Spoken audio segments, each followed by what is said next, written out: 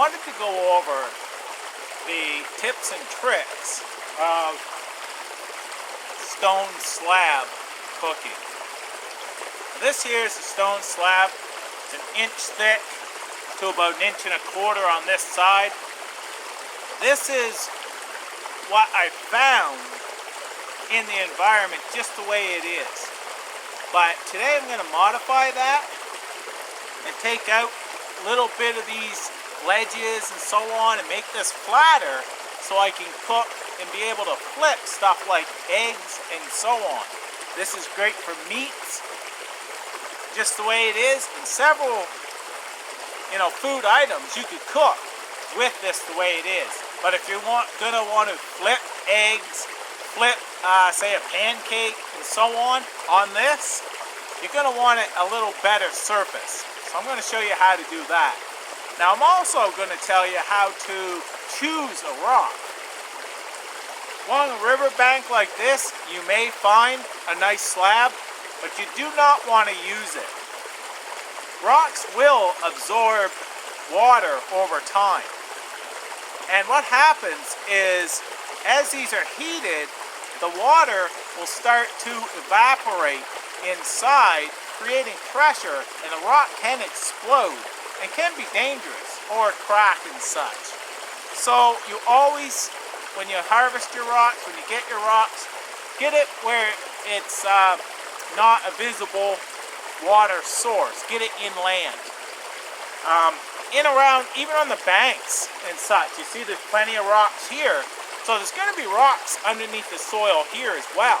But they're not in the water, so they should be fine. You never know what rock is going to explode and what's not. But you have better chances of them not exploding if they're not near a water source or in a water source.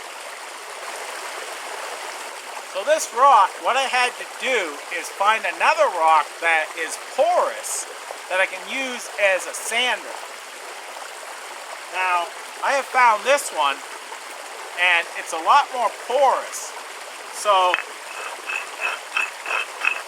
if I rub that, I can see it is sanding.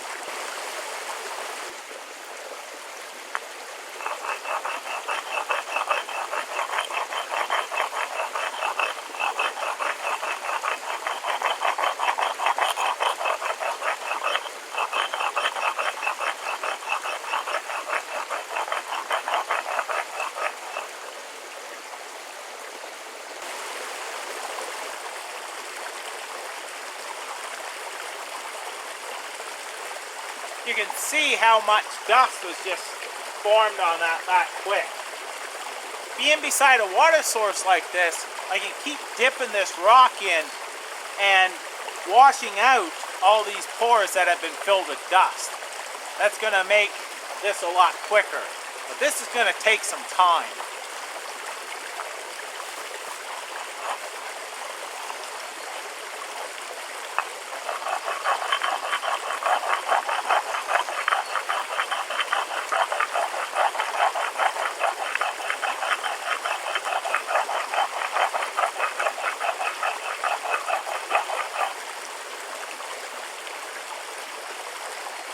This is the way it was done for thousands of years.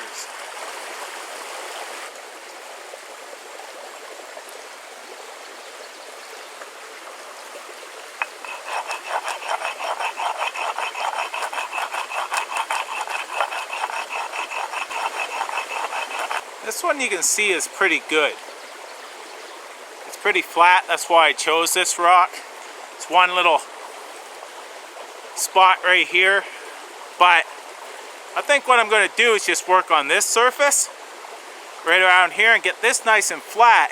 And if I cook eggs and such, I'll just use this side. I can cook meat and such on this side, because this would take a lot more work. But if I wanted to, I could sand it right down totally flat. Takes a lot of time, but I don't think I'm going to. I'm going to work on this area, make this nice and flat, that if I want to cook an egg, I can, or a pancake.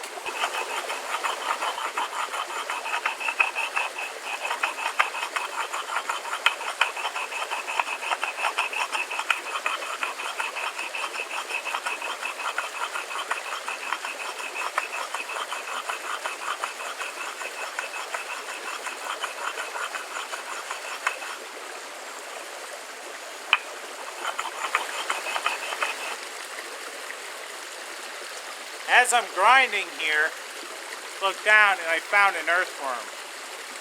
Now, I have heard this guy right here, this is an average size earthworm. It has the same amount of protein as a 1/4 pound of beef. That is what I've read. I don't know if it's true, but that's what I've read. You could fry this on this rock. Any kind of insect, you should always cook it before you eat it. And this here could provide a surface for cooking for insects as well.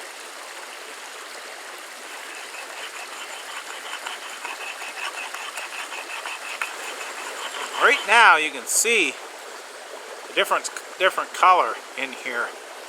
It's also one little spot right here that has an indent in it. I want to sand that out and anything like that. Because if I put an egg in here, it's going to sink to the lowest spot. And to be able to flip that, it's going to just get stuck in there. You'll just ride above it and that will be filled full of the egg material. So that's why I want to get this as flat as possible and very little indents. Now what I'm going to do is I'm going to use the edge of the rock and grind in here, and just so it will have a nice little, it will have a, you know, a very soft contour to it instead of this sharp indent. You can see that indent right there. I'm going to try to soften that up. That way there, I should be able to get in underneath of it.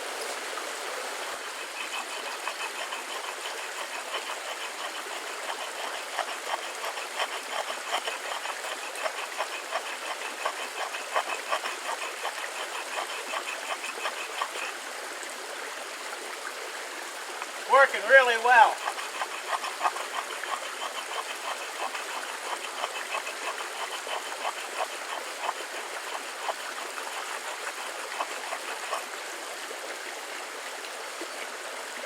Now see, I could have just did the whole thing and kept going down and bringing down the whole area down to that spot, but it's a lot more work.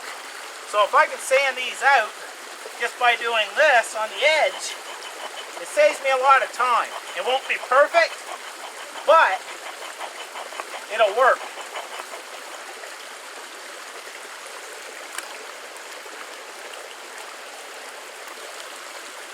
Me dipping this in the water to wash it off, it doesn't have time to absorb the water. It's no different than it being in a rainstorm.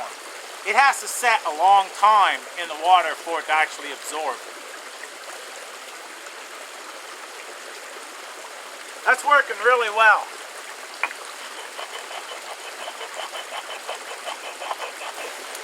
Here was that spot. You can see it's just barely there now. It's flattening out very well.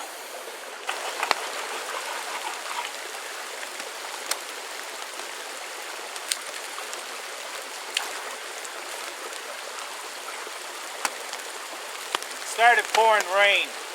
Pretty well got this just the way I want it. I'll give you a show up close. Now here it is up close. You can see how smooth that is. If I bring it up like this, compared to the other side, you can see right across how smooth that is. You can also see it's a different color. I'm not sure if the camera's picking it up, but it's a lot smoother now. So cooking an egg or something like that is going to make this a lot better if I do it on this surface. So that's some tricks and tips on how you can modify your stone for different types of foods, and how to choose your stone as well. Thanks for watching.